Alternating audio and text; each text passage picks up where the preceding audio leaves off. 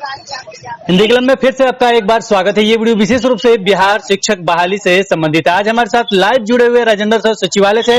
सबसे पहले वेलकम करते हैं राजेंद्र सर का। राजेंद्र सर, स्वागत है आपका हिंदी क्लब में। बहुत बहुत धन्यवाद सर आपको। सर राजेंद्र सर, ये बताइए कि आज आप सचिवालय गए थे, मिले भी, किससे मिले, कब गए थे और क्या क्या प्रश्न था, सर अपडेट बताइए। बिल्कुल सर, जैसा कि आप लोग जानते हैं कि पिछले 2-4-5 दिनों से लैंग्वेज विषय को लेकर के काफी गहमा गहमी परिस्थिति बनी हुई थी और उसमें हमारे बहुत से अभ्यर्थी काफी प्रभावित हो रहे थे। तो उन सारी समस्याओं को लेकर के एक आवेदन बना करके और हम कुछ सहपाठियों के साथ आज माननीय प्राथमिक शिक्षा निदेशक महोदय से हम लोग जाकर के मिले हैं। एक लिखित आवेदन भी हम लोगों ने दिया है और उन्होंने बिल्कुल ही सहजता भाव में उन्होंने जो सवाल का जवाब उन्होंने दिया, बिल्कुल लैंग्वेज को लेकर के आप लोग आए हैं। तो बिल्कुल सर, तो ठीक है, वो लैंग्वेज वाला जो हम मैटर को समझ गए हैं और बिल्कुल ही आप लोगों का जो है वो मांग पूरा हो गया है और हम पूरा हो सकता है कि हम बहुत जल्द अभी आज ही लेटर उसका जारी करेंगे। ठीक है, उससे संबंधित कोई ऐसा कोई मैटर नहीं है, क्योंकि काफी अभ्यर्थी का कॉल आ रहे थे, मैसेज आ रहे थे मेरे पास और उससे काफी हम भी मतलब प्रभावित हुए हैं कि हम चाहते हैं कि अधिक से अधिक अभ्यर्थियों की बहाली हो। इसलिए हमने उनकी मांग को मान लिया और लेटर आज देर रात तक आपको जारी भी कर दिया जाएगा और वो समस्या समाधान हो गया है। तो देखा जाएगा समस्या का समाधान हो गया। उन्होंने फेसबुक पोस्ट पे भी लिखा था कि टीटी मात्र एक पत्रता परीक्षा है वो, और वो मैटर लगभग मुझे लग रहा था क्लियर हो गया। उस पे वीडियोस भी आपको मिला होगा। फिलहाल बात को आगे बढ़ाते हैं। सर ये बताइए कि यहाँ पे कुछ अभ्यर्थी जो हैं वो कुछ अभ्यर्थी जो नाराज है और कोर्ट के शरण की बात कर रहे हैं, इस पे आप क्या कुछ कहना चाहेंगे, क्योंकि हम सबका पक्ष रखते हैं। बिल्कुल बिल्कुल सर, अगर हमारे कुछ साथी नाराज हैं या जो भी है, मैं उनसे सिर्फ इतना ही कहूंगा कि कोई भी समस्या का समाधान केस नहीं होता है। और मैं आपको बता रहा हूं कि क्योंकि लैंग्वेज की बात है, उसमें आपको पता होगा कि बीते 2017 में जो अधिकांश बिहार के करीब 95% जो हमारे अभ्यर्थी हैं बिहार के, वो लैंग्वेज में भोजपुरी, सेकेंड लैंग्वेज में भोजपुरी रखा था पेपर 1 या पेपर 2 में। तो जाहिर है कि उन ज्यादा अधिसंख्य संख्या में हमारे जो अभ्यर्थी लैंग्वेज को लेकर काफी प्रभावित हो रहे थे, उसमें खासतौर से महिलाएं काफी प्रभावित हो रही थी। तो कहीं ना कहीं हम लोग जो काम हम वो काम करते हैं जो सभी के लिए भला हो, ज्यादा से ज्यादा लोगों को लाभान्वित हो। तो इसलिए हम इस बात को निवेदन के रूप में मैंने इस बात को रखा और उन्होंने इस बात को, चूंकि वो पहले जो लेटर जारी किया था एक दिन पहले, उन सारी चीजों को नहीं देखे थे वो, क्योंकि उसमें बहुत सा लेटर था। प्रधान सचिव, भूतपूर्व प्रधान सचिव अमरजीत सिन्हा जी का लेटर था, अरशद फिरोज जी का लेटर था, या पहले जो 2014 का शुद्धिकरण पत्र है, 2013 का भी कुछ पत्र थे, 2017 का बजट था, ये सारा चीज था। उन्होंने सारी चीजों को देखा और वो प्रमाण जब उन्होंने देखने के बाद कहा कि नहीं बिल्कुल उचित है, उन्होंने साफ कहा कि अमरजीत सिन्हा का जो लेटर आया, अरशद फिरोज का आया है, इसलिए उर्दू वाले भाई जो बेचैन थे उनकी भी मांग को उन्होंने मान लिया है। इसलिए ऐसी कोई बात नहीं है और हम चाहते हैं कि अधिकांश संख्या में अभ्यर्थियों की भला हो। अगर कुछ भाई बंधु आज कह रहे हैं कि मेरी हक की बात कर रहे हैं, मैं उनसे ये रिक्वेस्ट कर रहा हूँ, मैं आपको बता रहा हूँ कि जब आप ये जान लीजिए कि जब तक रंजीत महोदय का लेटर नहीं आया था तब तक आप लोग तो हक की बात नहीं कर रहे थे। आप लोग बिल्कुल शांत थे। जैसे उन्होंने लेटर जारी करवा दिया, कुछ लोगों ने कहा कि अब आपका हक नहीं है। अरे भाई, सबका हक है, आपका भी होगा, आपका भी होगा। जो भोजपुरी लिए हुए, मैथिली लिए हुए हैं, संस्कृत, उर्दू जो भी लिए, वो सबका होगा। हम तो सबके लिए काम कर रहे हैं। हम किसी पर्सनल व्यक्ति के लिए कोई काम नहीं करते, हम सबके हित के लिए काम कर रहे हैं और उन्होंने इस बात को स्वीकार किया है। तो हम उनको बहुत बहुत धन्यवाद करते हैं, हम प्राथमिक शिक्षा निदेशक महोदय को, कि कम से कम हम अभ्यर्थियों की जो परिस्थिति को ध्यान में रखते हुए और एक बहुत ही जल्द क्विक डिसीजन लिया। हमें लगता है कि आज लेटर जारी भी हो जाएगा। तो यहाँ 2 मैटर सर ने बताया। पहला कि जो लैंग्वेज का परेशानी था, जो टीईटी, बता दें कि टीईटी यानी सीटेट, एस्टेट से कोई लेना देना नहीं है, एस्टेट अलग है। ये टेट से संबंधित, टेट और सीटेट में जो लैंग्वेज का प्रॉब्लम था, यानी ये एजुकेशनल पे हो गया है। जो भी आपका एजुकेशनल है, यानी स्नातक में अगर आपका वो भाषा है, आपने उसे लिया है, वो आपका सब्सिडी हो या ऑनर्स हो, सब्सिडी हो गया आपका सहायक विषय, ऑनर्स हो गया आपका प्रतिष्ठा में, वो है तो उसी पे आपका बहाली होगा। टेट में आपने वो लैंग्वेज रखा हो चाहे नहीं रखा हो। अब हम आगे बढ़ते हैं, साथ ही उर्दू का कुछ मैटर था, उर्दू वाला भी क्लियर हो गया। सर यहाँ पे एक और प्रश्न रहेगा मेरा कि जो सीट बच जा रहे हैं उस पे क्या कुछ अपडेट है? फिर से प्रश्न को दोहराया जाए। जो सीट जो बच जा रहे हैं, जो महिला का सीट बच जा रहा है, चाहे जिस कैटेगरी में जो सीट बच जा रहे हैं, तो उस पे भी कहा गया था कि महिला का जो सीट लास्ट में जो बच जा रहा है उसको पुरुष में कन्वर्ट करके उसको सीट को ये बहाली करने के लिए, इस पे कुछ बातचीत हुआ?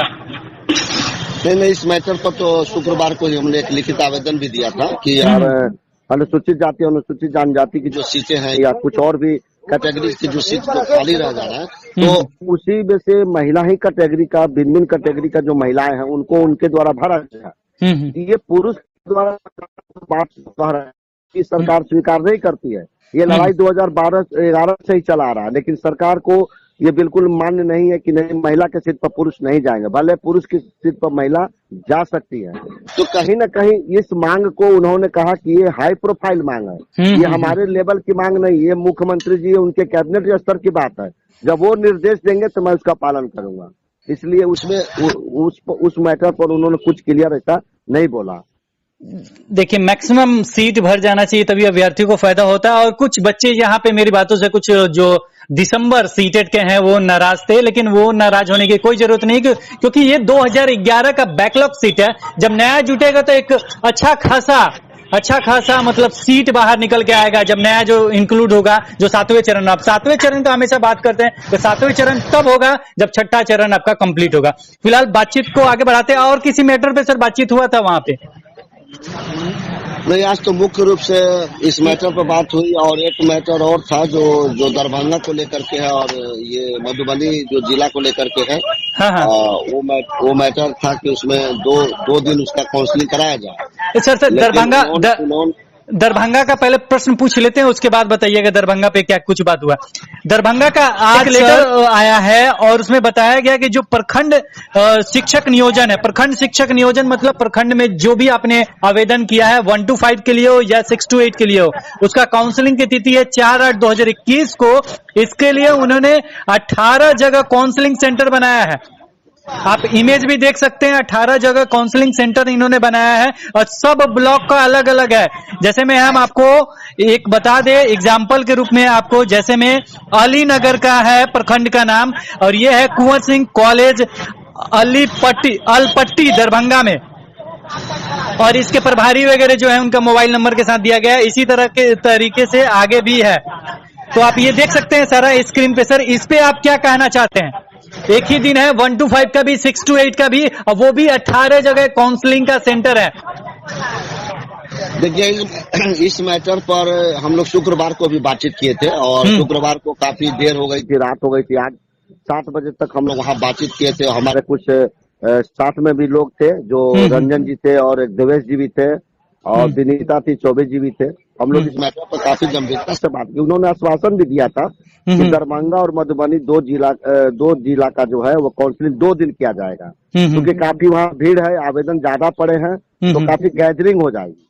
तो मैं तो उनसे ये रिक्वेस्ट करता हूँ प्राथमिक शिक्षा निदेशक महोदय से कि जो 2 दिन का जो आपने कहा था तो उसका पालन करना चाहिए, क्योंकि एक दिन सर आप गैदरिंग कर देंगे, उसमें भी आप कह रहे हैं कि 6 to 8 करेंगे, फिर 1 से 5 करेंगे, तो और भी गैदरिंग हो जाएगा। तो आप 6 to 8 के लिए 2 दिन कर दें, जो दो जिला है जिसमें मधुबनी है और दरभंगा है, और वो जो 1 से 5 है सर उसका डेट आगे बढ़ा दे, उसको आप 5 कर दे या 6 कर दे, क्योंकि उससे क्या होगा कि गैदरिंग बहुत हो जाएगा सर। दोनों पेपर 1 और पेपर 2 यानी 6 to 8 और 1 से 5 का एक बार अगर काउंसलिंग होगा तो काफी गैदरिंग हो जाएगी, और वहाँ पर अभ्यर्थी अच्छे ढंग से काउंसलिंग नहीं करा पाएंगे, बहुत तरह की अनियमितताएं भी हो जाएंगी। तो मैं तो प्रधान जो प्राथमिक शिक्षा निदेशक महोदय से मैं रिक्वेस्ट करूंगा कि सर इसको थोड़ा सा ध्यान दिया जाए और दोनों को 2 जगह 2 दिन इसका काउंसलिंग का डेट रखा जाए, क्योंकि उससे काफी गैदरिंग कम हो। और जो 1 से 5 के जो पूरे बिहार के हमको लगता है कि 4 तारीख 5 तारीख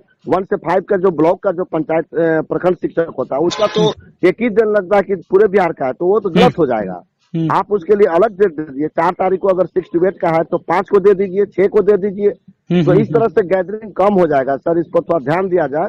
हम आपसे रिक्वेस्ट कर रहे हैं अभ्यर्थियों की तरफ से सर। ये बहुत दिक्कत हो जाएगी सर सबका। तो आज भी गए थे को दरभंगा का मैटर पे कुछ बात हुआ है? आज दरभंगा के मैटर पर बात हम किए थे, लेकिन उन्होंने कुछ स्पष्ट में जैसा कोई बात नहीं उन्होंने बताया। उन्होंने जो पहले हमने बात की थी उसी का पुनरावृत्ति कर रहे थे, अच्छा हम देखते हैं। लेकिन जब आप लेटर निकालने की बात कर रहे हैं तो ये तो बहुत दिक्कत वाली बात हो जाएगी। और मैंने इस पर काफी हम लोग कहे भी थे, शुक्रवार को भी काफी बोले, शुक्रवार को भी काफी हम लोग गंभीरता से इस मैटर को उठाया था। और उन्होंने आश्वासन दिया था कि जाइए आप लोग को हम 2 दिन उसका डेट रखेंगे। लेकिन अब इधर क्या हुआ नहीं हुआ अब हमें तो पता नहीं है कि क्या कारण से लेटर निकाल दिए हैं। तो ये तो थोड़ा सा दरभंगा का लेटर निकला हुआ है 19 जुलाई का, यानी आज ही का लेटर निकला हुआ है सर ये। और यहाँ स्क्रीन पे दिख भी रहा होगा आप सभी को। और इस पे हम चाहेंगे कि सर फिर से आपको मिलना पड़ेगा और इसको सर पूरे बिहार का जो काउंसलिंग का डेट जो निकला हुआ है उसको अलग अलग करना पड़ेगा। 1 to 5 का 1 डे और 6 to 8 का अलग डे। बिल्कुल बिल्कुल सर। अगर दोनों डेट एक साथ रख देंगे तो बहुत गैदरिंग हो जाएगी और अच्छे ढंग से काउंसलिंग नहीं हो पाएगा। कोई इधर जाएगा उधर जाएगा और उसमें बहुत तरह के दिक्कत का सामना करना पड़ जाएगा। तो कहीं ना कहीं 6 to 8 का जैसे पिछले जुलाई महीना में आपने किया उसी तरह से अगस्त महीना में भी होना चाहिए। 4 को अगर 6 to 8 है तो आप 5 को रख दें, 6 को रख दें प्रखंड शिक्षक 1 से 5 का, और रख दें 6 तारीख को या 5 तारीख को रख दें। और उससे क्या होगा कि काफी अभ्यर्थियों में जो समय भी उसमें काफी किल होगा। अभ्यर्थी सशंकित रहेंगे कि हम किधर जाएं, इधर जाएं कि उधर जाएं, और इसमें बहुत ही संशय स्थिति बन जाएगी। और हमें लगता है कि काउंसलिंग अच्छे ढंग से नहीं हो पाएगी। बहुत सी अनियमितता होने का भी डर है। बहुत से अभ्यर्थियों को शिकायत भी होगी कि हमको यहाँ पर गए तो हमको नहीं हुआ। तो इन सब सारी परिस्थिति को देखते हुए माननीय प्राथमिक शिक्षा निदेशक महोदय से मैं करबद्ध निवेदन कर रहा हूँ कि सर इस पर थोड़ा ध्यान दिया जाए और मधुबनी और दरभंगा का दो डेट में सर उसका 6 to 8 का काउंसलिंग कराया जाए और 1 से 5 का जो है सर अलग डेट में कराया जाए ताकि अभ्यर्थियों को कोई दिक्कत नहीं हो। ठीक है, तो ये सारे अपडेट थे। एक प्रश्न जो बार बार अभ्यर्थी हमसे कर रहे हैं नॉन क्रीमी लेयर का सर्टिफिकेट बनवाने के लिए, सबसे पहले हम आप ही से प्रश्न करते हैं कि नॉन क्रीमी लेयर का जो सर्टिफिकेट होता है किसको बनवाना है? बिल्कुल बहुत ही अच्छा प्रश्न है सर, क्योंकि काफी अभ्यर्थी इसमें सशंकित है, बहुत तरह से कॉल आते रहते हैं। सबसे पहली बात है कि आप अगर पिछले आवेदन में अगर क्रीमी लेयर रहित प्रमाण पत्र अगर आपने जमा किया है, आवेदन के साथ अगर जमा किया है, तो बस वही जो आपका पुराना वाला उस पर आपका काम हो जाएगा। लेकिन आपको 1 आध महीना के अंदर में फिर से आपको बना करके न्यू आपको देना होगा, ठीक है। लेकिन अब मैं बता रहा हूँ कि उसका बनाने का तरीका क्या है। सबसे पहले नहीं, किसको सर बनवाना है ये बताइए पहले, किसको बनवाना है? क्रीमी लेयर हमको लगता है कि पिछड़ा वर्ग, अत्यंत पिछड़ा वर्ग को बनाना पड़ेगा, क्योंकि ईडब्ल्यूएस मतलब ईडब्ल्यूएस बनता है। और ये बीसी और ईबीसी, BC1 और BC2 ये 2 कैटेगरी है। हमें लगता है कि एसी में इसकी जरूरत नहीं पड़ती। नहीं, BC BC2 को ये बनवाना पड़ेगा। हाँ, अब ये बीसी और ईबीसी को BC1 BC2 हो गया। जी हाँ, तो इन सभी को बनवाना होगा। अब ये बनता कैसे ये बताइए। जी बिल्कुल सर। इसमें सबसे पहले आपको जाति प्रमाण पत्र, आवास प्रमाण पत्र और आपको आय प्रमाण पत्र तीनों बनाना होगा। तीनों के फोटोकॉपी करके और एक तो अंचलाधिकारी का जो क्रीमी लेयर रहित प्रमाण पत्र का परफॉर्मा मिलता है ब्लॉक में, उसको पूरा फिलअप कर देंगे उसके साथ अटैच करके, और वहाँ अंचलाधिकारी के कार्यालय में जमा करेंगे। उस पर पत्रांक संख्या दिनांक चढ़ेगा और अंचलाधिकारी सीओ साहब का उस पर साइन मोहर होगा और वो आपको बन जाएगा, ठीक है। उसमें कोई ज्यादा, लेकिन सबसे पहले आपको जाति प्रमाण पत्र, निवास प्रमाण पत्र और आय प्रमाण पत्र, और आय प्रमाण पत्र बनाने के लिए आपको आय का कहीं न कहीं कुछ देना होगा। खेती हो या कृषि हो या कोई भी, अगर आप सर्विस में है तो उनको इनकम टैक्स जो भरते हैं उसका स्लिप चाहिए, या अगर आप कोई ट्यूशन पढ़ा रहे हैं, कुछ भी कर रहे हैं, उसका कहीं न कुछ प्रमाण देना पड़ता है। उसके आधार पर वो बनता है आय प्रमाण पत्र। तो इस तरह से हम उसको ब्लॉक में जमा करेंगे, उसका फोटोकॉपी ओरिजिनल रख लेंगे, फोटोकॉपी लगा करके पर फॉर्मेट तो भरेंगे और वहाँ जमा करेंगे, मुहर और साइन हो जाएगा, डेट पड़ेगा और पत्रांक संख्या पड़ेगा, उसके बाद में क्रीमी लेयर रहित प्रमाण पत्र आपको मिल जाएगा। सर ये यहाँ पे एक प्रश्न और होगा सर, जो आय प्रमाण पत्र होता है क्या ऐसा होता है क्या कि वो 60,000 से नीचे का होता है? इसमें देखिए इसमें उनकी आय कितनी है। अब मान लीजिए कि कोई ठेला चलाने वाले, खोमचा चलाने वाले हैं, ट्यूशन पढ़ाने वाले हैं, खेती करने वाले हैं, कोई बिजनेसमैन है, कोई सर्विस होल्डर है, तो सबकी आय अलग अलग होगा। तो उसमें ऐसा है कि उसमें शायद जो एक आय का सीमा है, क्योंकि हमें पूरा कंफर्म हमें पता नहीं इस मैटर पर, लेकिन हमें लगता है कि आय जो है जिनका 1 लाख 2 लाख 3 लाख तक है या 4 लाख तक है, तो उनका भी आपको बन जाएगा सालाना आय। इससे ज्यादा वाला का भी शायद बनता है, हमें पूरा इसके बारे में जानकारी नहीं है, लेकिन वो ब्लॉक में जाएंगे ना तो वहाँ पर जो स्टाफ होंगे वो बता देंगे कि कितना मैक्सिमम आय वाले का क्रीमी लेयर रहित प्रमाण पत्र या आय प्रमाण पत्र बन जाएगा। और उसके लिए कौन कौन सी चीज हमें जमा करना पड़ेगा। जाति के लिए आपको तो, जाति आवासीय के लिए आपको तो जमीन का रसीद देना होगा, एक फोटो देना होगा, और या जो बिजली बिल है उसका देना पड़ता है, या आधार कार्ड का फोटोकॉपी देना पड़ता है। तो ये सब डॉक्यूमेंट में आपको जमा करना होगा। आप पूरा बढ़िया से फिलअप करेंगे, नाम और पिता का नाम, जगह का नाम जो आपने आवेदन में दिया है उसी के अनुसार उसको बनाएंगे। जरा सा भी अंतर हो जाएगा तो आपके फॉर्म रिजेक्ट हो जाएंगे और आपकी काउंसलिंग भी कैंसिल कर दिया जाएगा। यहाँ पे सर एक और प्रश्न की, जो जाति, आय, निवास और ये नॉन क्रीमी लेयर जो बन रहा है, ये जो अंचलाधिकारी होते हैं, तो जो राजस्व विभाग के जो अधिकारी होते हैं उनके लेवल का बन जाएगा तो हो जाएगा? प्रश्न को दोहराया जाए, मतलब ये किस लेवल का सर बनता है? किस लेवल का सर बनता है? किस लेवल का लेवल? हाँ, राजस्व अधिकारी का बिल्कुल सीओ के, जो ब्लॉक के सीओ स्तर का होगा, बस उसको आगे बढ़ाने की जरूरत नहीं है। हाँ ठीक है। जो अंचलाधिकारी होते हैं ना, अंचलाधिकारी, उनको भी राजस्व पदाधिकारी ही कहा जाता है। तो अंचलाधिकारी सही करवा लेंगे तो आपको बिहार सरकार के जो सर्विस है उसमें काम चले।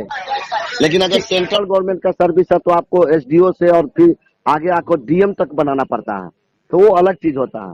लेकिन इसमें जो है आप ब्लॉक स्तर के अंचलाधिकारी से बन जाएगा तो आपको बिहार सरकार की नौकरी में उसकी मान्यता है। चलिए ठीक है, तो यहाँ पे हम सारे चीज क्लियर कर देते हैं आपको। इसे एमसीएल के नाम से जाना जाता है। आपने आधार बोल रहे हैं हम, यहाँ पे आपने अगर जाति, आय और निवास का मेरा वीडियो देखा होगा आपने, उसी तरीके से आप इसको ऑनलाइन कर सकते हैं। ये सर्च करना होगा एमसीएल नाम से। अभी तक आपने नहीं देखा है कि आधार आपका जाति कैसे बनता है, निवास कैसे बनता है, आय प्रमाण पत्र कैसे बनता है, ऑनलाइन कैसे आवेदन करता है, कैसे बन के मिलता है, कैसे उसको सर्च करके आप देख सकते हैं, स्टेटस कैसे चेक कर सकते हैं, इस सारे पे वीडियो बना हुआ है, सारे लाइव दिखाए गए। उसी तरीके से वहां पे केवल एनसीएल सर्च कीजिएगा और वहां पे ऑनलाइन फॉर्म फिलअप करना होगा। पूरा आवेदन आपके बारे में ही फिलअप करना होगा और आप आराम से बना सकते हैं। उस वीडियो का लिंक हम डिस्क्रिप्शन बॉक्स में दे देंगे, निश्चित रूप से देखिए, आराम से आप कर सकते हैं। कोई बड़ा चीज नहीं है ये। ऑनलाइन भी हमने चेक किया था क्या क्या फिल करना है, कुछ ज्यादा नहीं है। फॉर्म थोड़ा लंबा सा भरना होगा, वहां पे आधार वगैरह आपके पास है तो आप ऑनलाइन कर सकते हैं। तो फिलहाल आज इस वीडियो में इतना ही। और राजेंद्र सर, आज आप हमारे साथ जुड़े इसके लिए बहुत बहुत धन्यवाद। बहुत बहुत धन्यवाद सर आपको भी। तो फिर मिलते हैं एक नए वीडियो के साथ, तब तक देखते रहें, बने रहें हिंदी क्लब पे। धन्यवाद, बाय बाय।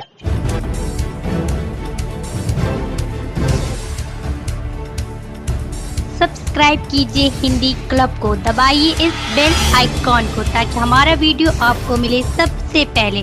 शेयर करें अपने दोस्तों के साथ ताकि वो भी इसका लाभ उठा सके। ये सब बिल्कुल फ्री है।